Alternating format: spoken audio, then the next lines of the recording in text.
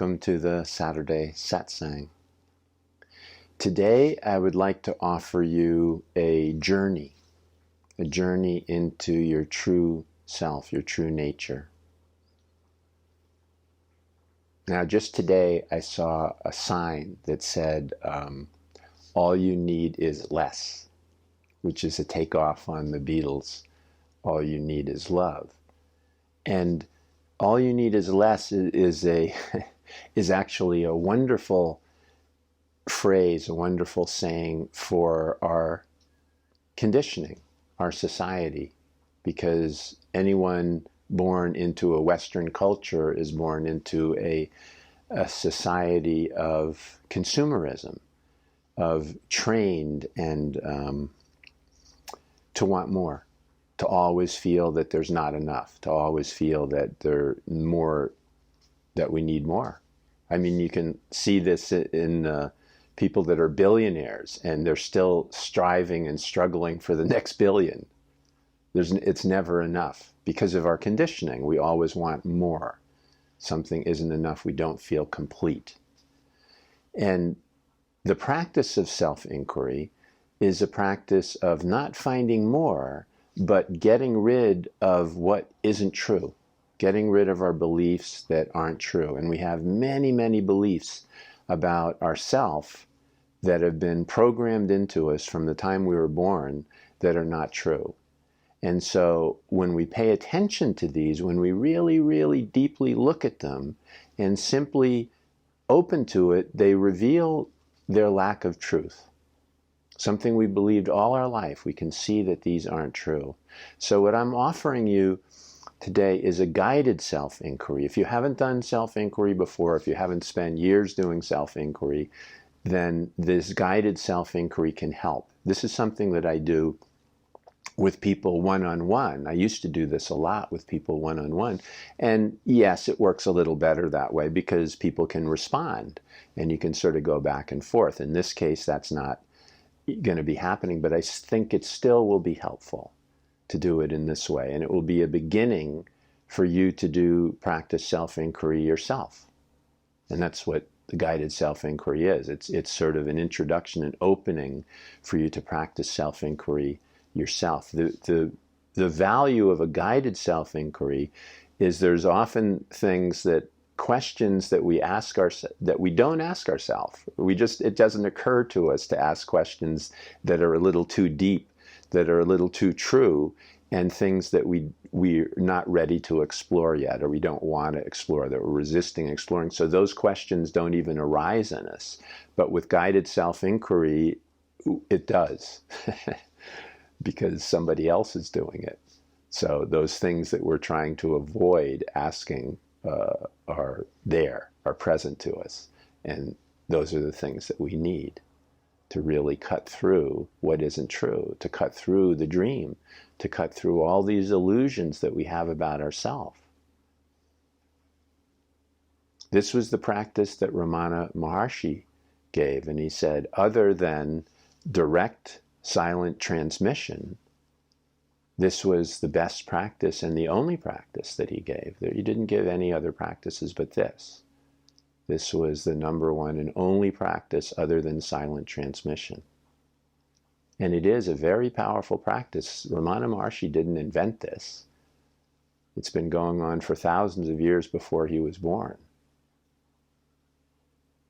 The question, who am I? That's it. Just the question, who am I? Who are you? So in guided self-inquiry, I ask this of you. Who are you? Who are you really? Who are you really?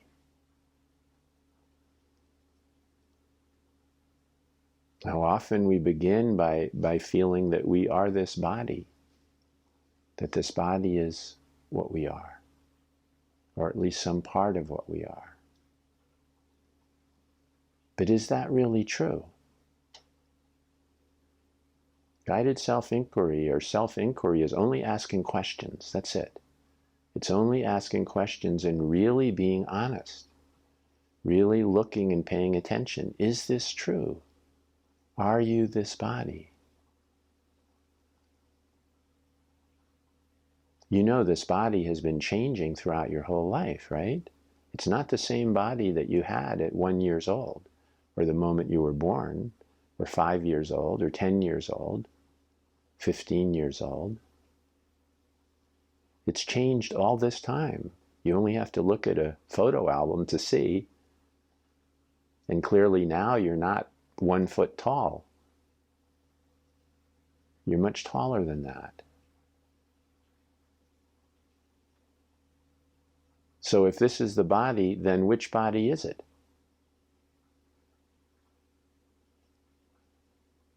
Is it the body of the 1 year old, 5 year old, 10 year old, or the body right now? Is this it? And then what will it be 10 years from now or 20 years from now? So because this body changes all the time, and there's something about you that doesn't, you cannot be this body. Can you see this? Can you feel this? Do you realize the truth of this? You are not this body. The belief that you are this body is an illusion, a dream. You are not this body.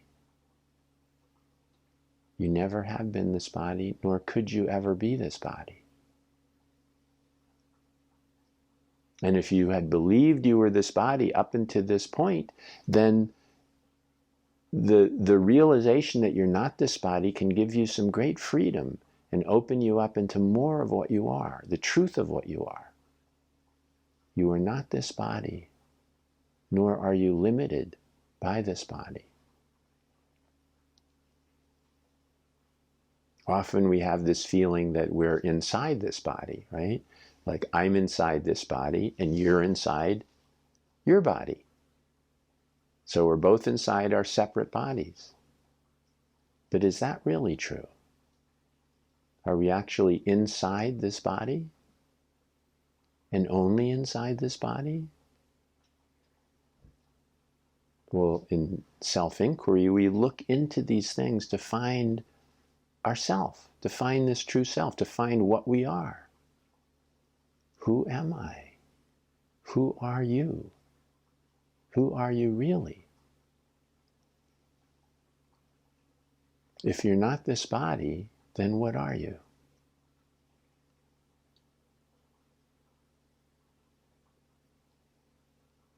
If you're not this body, then who are you? What are you? And so often we feel, well, I'm my thoughts. I'm my thoughts and my emotions. My experiences, that's who I am. But is this true? Are you your thoughts? Are these thoughts even your thoughts? Are the thoughts that you're thinking right now in this moment your thoughts?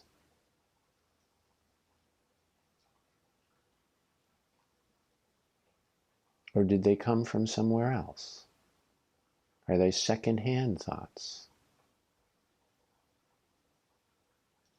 If you notice, you think in a language, don't you? If you speak English, then you speak in English language. If you speak French, you think in French language. If you speak multiple languages, you think in multiple languages. Primarily your main language, the one that you're most familiar with. But where did this language come from? Did you invent it? If you invented a language, you probably wouldn't be able to communicate with anyone else unless you taught them the language. Your thoughts depend on this language, and this language is not yours. I mean, you've learned it, you've taken it on, but you didn't invent it. It's not you. Just as these thoughts are also conditioned.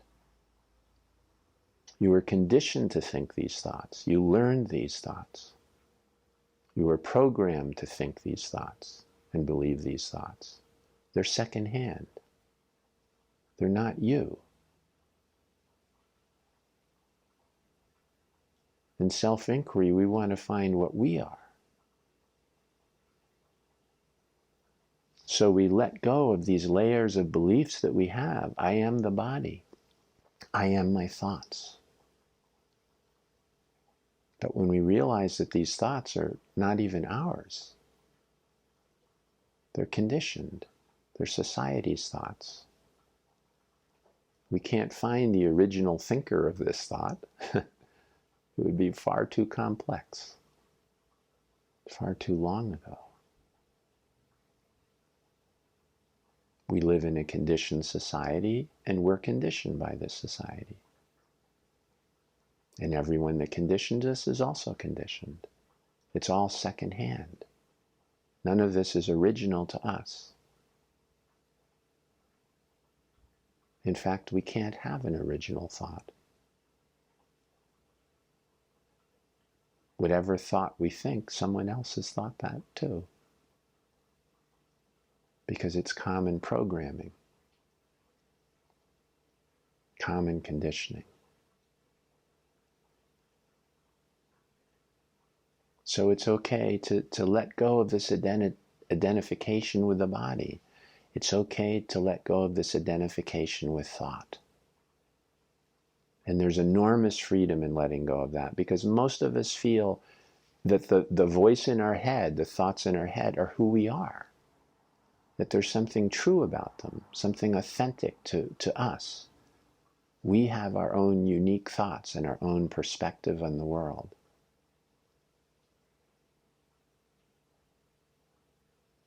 Is it surprising to question that? See if that's really true? If any of our thoughts are authentic, if any of our thoughts are true, if any of our thoughts are original to us.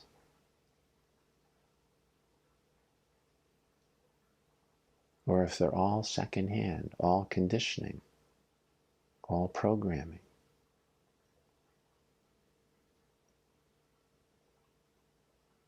If we honestly question this, if we honestly deeply look at this, and it may take time, maybe you can't do it right in this moment. Maybe it will take years of questioning this. Or maybe you can let go right now and say, oh, that's not me. Then what am I? What am I if I'm not my thoughts? Well, maybe I'm my experiences, my history of experiences. So I've had many experiences. You've had many experiences, haven't you, since the moment you were born? Many experiences throughout your life.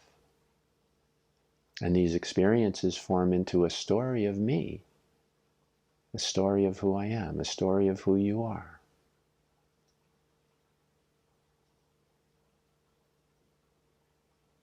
Are these stories you? Are these stories really you? Are these experiences really you? This combination of different experiences, is that who you are?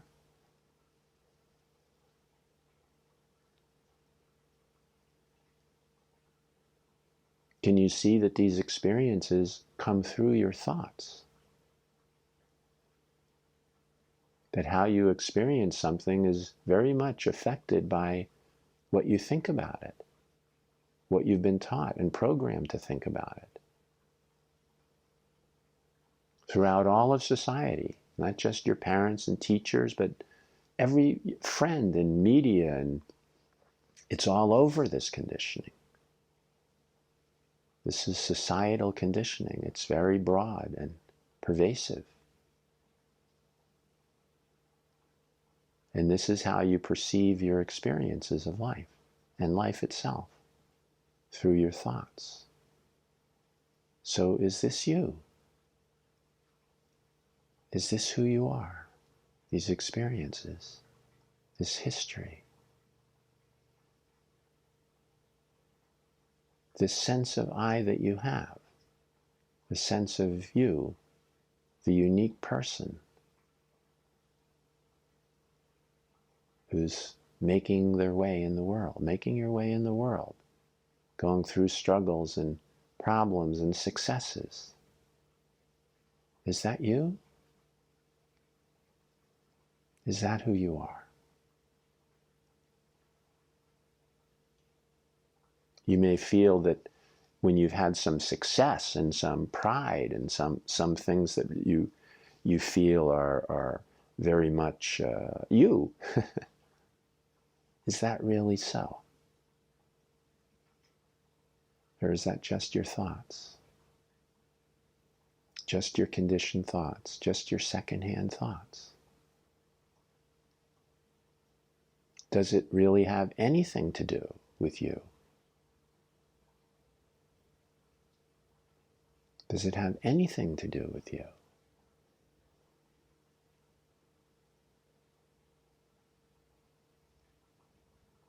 If not, if you're not your body, not your thoughts, not your experiences,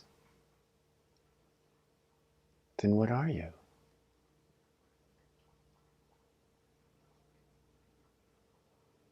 You have likes and dislikes. You have preferences in life. You have things that you like, that you love, and things that you hate, things that you really don't like, that you resist.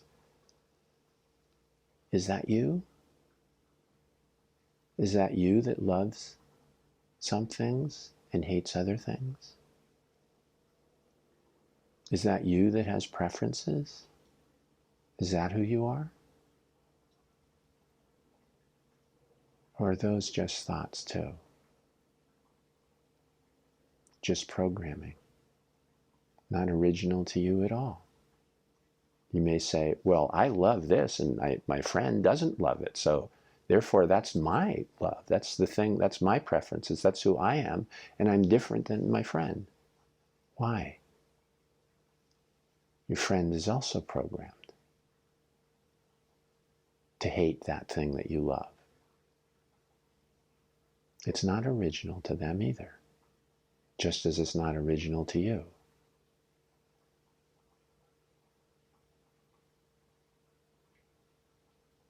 So if not your preferences, if not the things that you love and the things that you hate, then what are you? And what are you? Where is this you?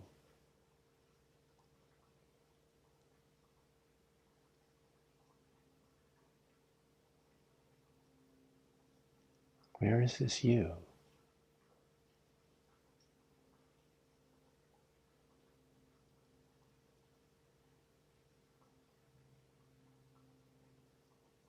You're hearing my words. What is hearing these words?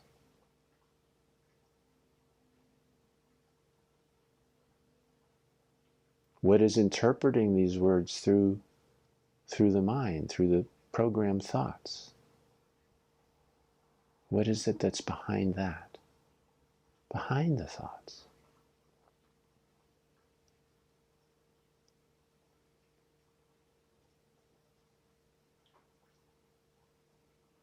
We've done a practice called aware of awareness here, which is a beautiful practice to see that, again, it's a shedding. It's a shedding illusion, because if we're looking for awareness, we realize that everything that we're aware of is an object of awareness, so it can't be awareness. So we keep, like self-inquiry, keep going back and shedding and letting go of illusions, letting go of our dream. Letting go of our dream. Piece by piece, we let go of our dream. And the more we let go of our dream, the freer we feel. The more open and expansive we feel. The more limitless we feel. And that's the same with self-inquiry.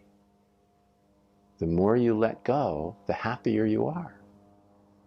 In our consumer society, we want more. There's always more. I want more happiness. I want more this. I want more that. And it never seems to work, does it? It's a perfect form of manipulation, manipulating a society to consume. Because our consuming never gives us what we hope it will. So then we have to consume something else, and something else, and something else, always more. That's what our programming has been. But the truth is that we don't need that at all. The closer we come to truth, the less we need. The less we search for more. And the more we discover. The more we discover is already here. Has always been here. That we have never been apart from. And the things that society promises us, this search for more, more, more, whatever it is an illusion, a dream, a programming, a manipulation.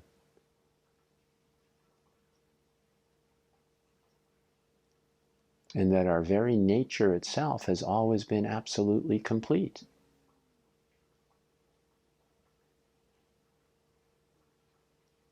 But this is something that you have to discover for yourself. You have to realize this. Believing my words is not enough. That's only a direction. Everything that I say is only a direction, a pointer. You have to realize this yourself. You have to discover what you are, the truth of what you are, your true self, your true nature.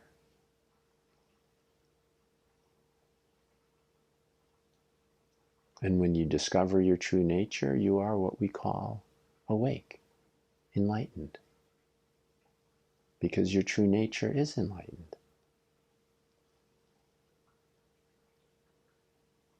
Your true nature is the true nature of the Buddha, of Jesus, of Ramana, of all awakened beings. It's the same true nature. But it's something that you have to discover yourself. You have to realize this yourself. It has to be a direct experience. No thoughts about it are enough. In fact, they're just a distraction. If you think you understand what your true nature is, you're distracted from your true nature, which is nothing like what you think it is.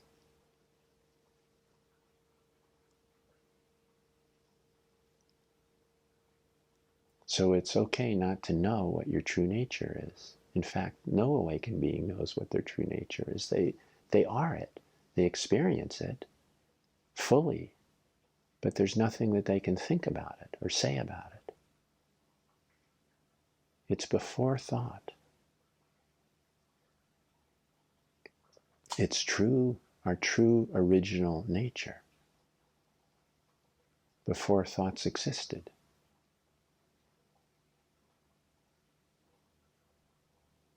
So everything we shed when we look deeply and let go of is freeing us to realize our true self, which was before all of that, before all the programming, before all the brainwashing, before all the manipulation.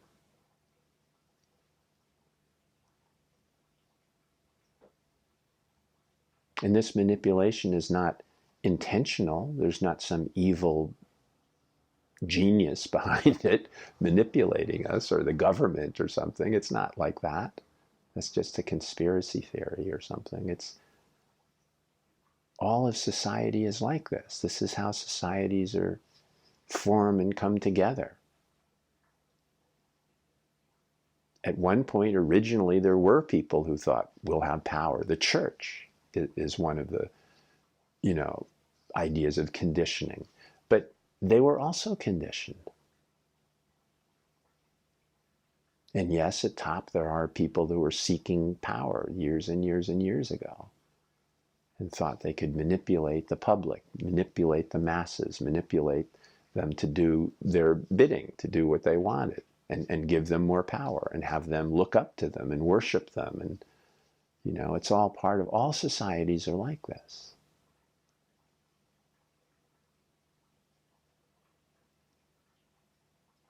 And what we're letting go, what we're cutting through, is this manipulation.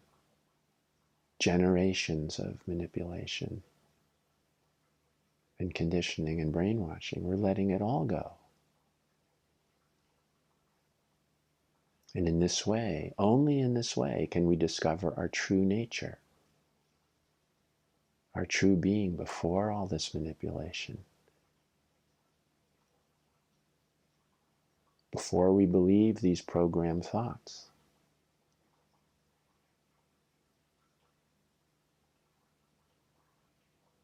And it might be challenging for you now to accept that these thoughts that you think are you, that you think are original to you, that these are all programming, all conditioning. It's a hard thing to accept. So through self-inquiry, you realize it. You realize it fully, and you realize the freedom of letting it go.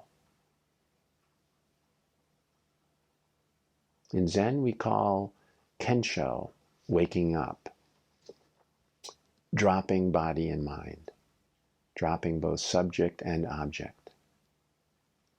In other words, we're letting the whole dream go. It doesn't mean the body disappears. Otherwise, where would Buddha be? How would we hear from him if he didn't have a body?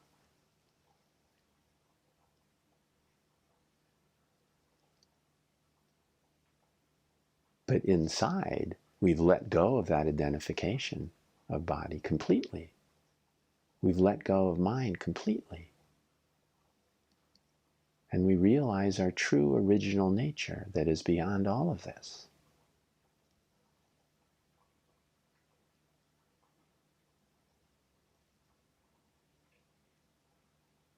So in self-inquiry, we simply ask this question: who am I? What am I? Who are you? What are you, really? And in the process of this, many thoughts come up, many answers from our mind. All the layers of conditioning reveal themselves. I'm this body. I'm these thoughts. I'm these preferences. I'm my life history. Or I'm some combination of all of this. Layer after layer, all these thoughts come up and answer this question. And if we really honestly look at them, they dissolve. Because none of them are true. None of these layers of thoughts that go into this sense of I, this sense of a self, are true. Not one of them.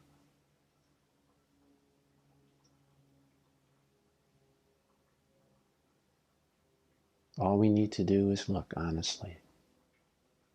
We just have to see. We just have to pay attention.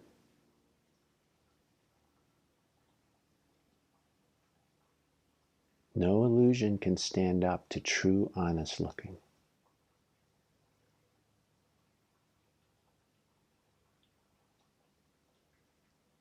There'll be plenty of arguments. Your mind will come up with many answers, many thoughts. Over and over again, you'll do it. Self-inquiry is a process.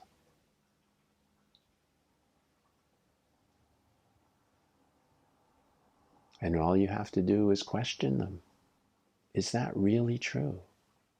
Is this thought that I'm having really true? Who is having this thought? Who is this thought occurring to?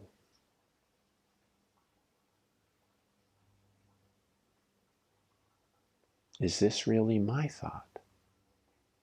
Did I create this thought? Is this who I am? Is this who you are? Is who you think you are who you are?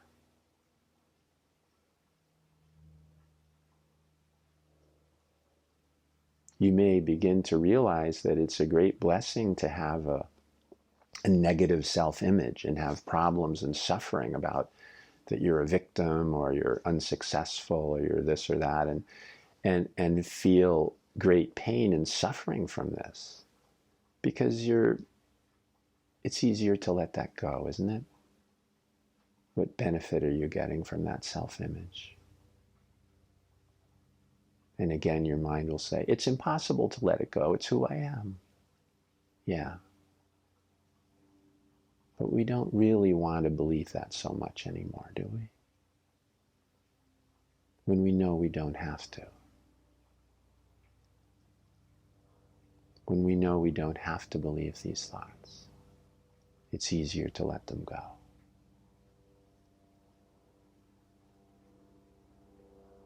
If you think you've found the secret to life and the secret to everything, and you're like, feeling that you're the number one in the world, it might be harder to let that one go.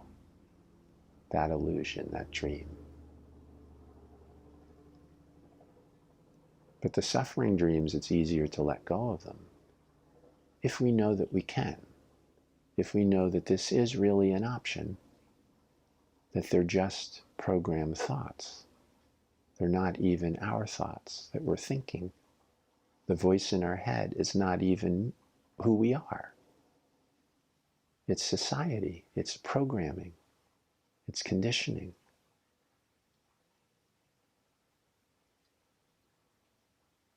And who we are has been distracted by this conditioning for a very long time, for thousands and thousands of years.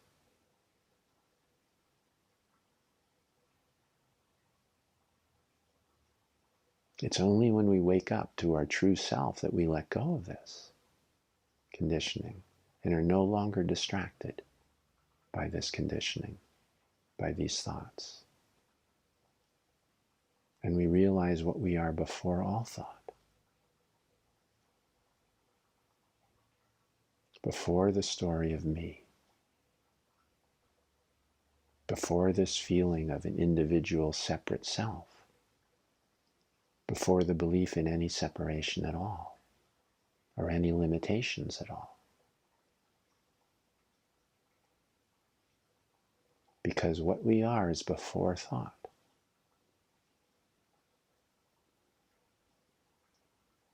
So no thought about it can be true. No one else can tell you what you are. I can't tell you what you are. You have to experience this for yourself. And when you truly realize your original nature, your true self, it's not any different or separate in any way from my true nature and my true self, or the true self of everything else in existence. It's exactly the same. And yet no one can tell you what that is, even those of us who directly experience it, because it's before thought. Thought is not a tool that allows us to express what this is.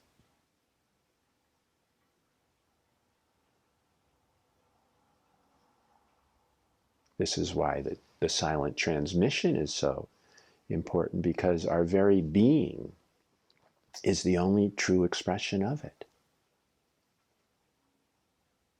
Simply our being it, beyond thought, before thought.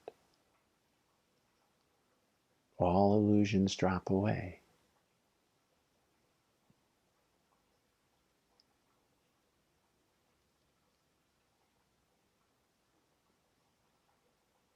And in that pure being, pure original nature, that is the expression of it. That is the knowing of it. That is the understanding of it. And there is no understanding or knowing beyond that. There is no expression of it beyond that.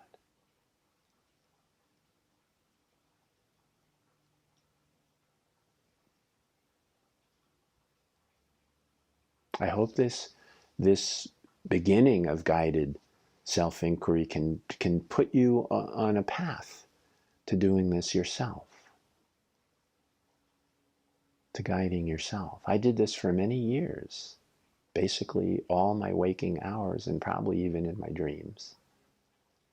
I asked every thought that occurred to me, who is this thought occurring to?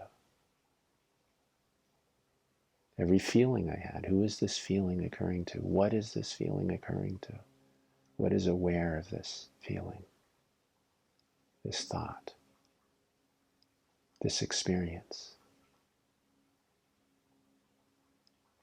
So it's a very deep form of meditation. We go deeply back, letting layers and layers of illusion fall away as we come back to our original nature, our true self, before all this conditioning, before all these thoughts.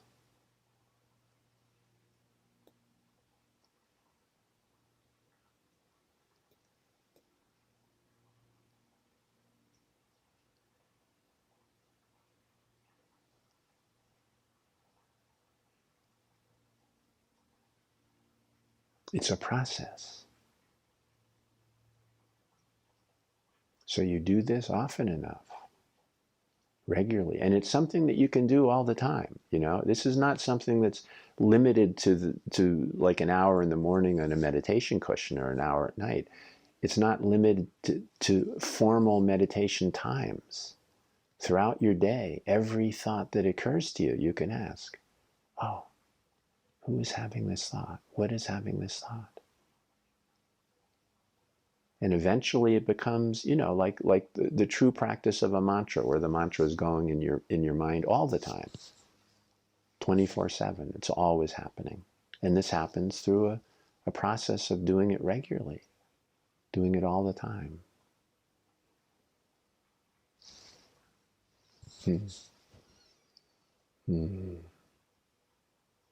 I wish you well on this journey. It is an amazing, amazing, wonderful journey. And even if it's challenging in the beginning, it's so well worth it. And every time you let go, you will feel a greater peace, a greater sense of connection and love, a greater happiness and freedom. And that experience will guide you on to keep doing it because it feels so good. It's built into us to have this. It's built into us to wake up to our true original nature.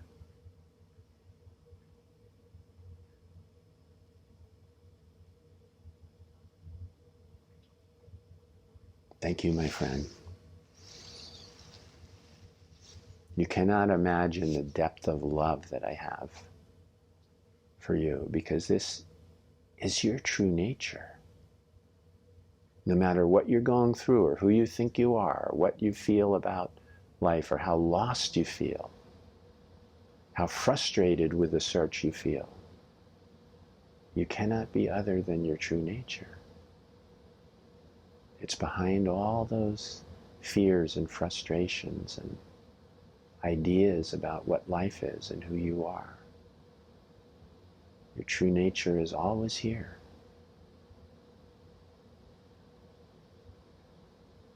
I truly hope that you discover this.